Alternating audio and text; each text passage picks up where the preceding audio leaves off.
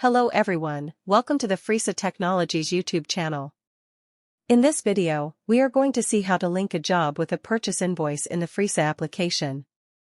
Linking a job with a purchase invoice helps allocate expenses to the respective job or shipment.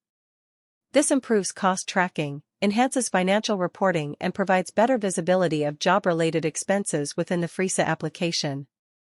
Initially, we have to log in Fresa Application. After a successful login, this is what our dashboard looks like.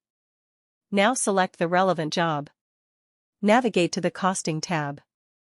Click the Add button.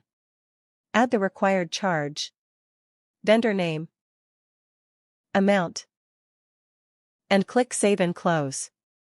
Now open the corresponding purchase invoice voucher to which you want to link the job. In the voucher screen, click the Pending Charges button. Enter the job number in the job number field and click Submit. The added charges will be displayed. Select the required charge and click Save. The job will now be successfully linked with the purchase invoice. These are the steps to link a job with a purchase invoice in the Fresa application. Thanks for watching, and don't forget to like and subscribe for more tutorials from Fresa Technologies.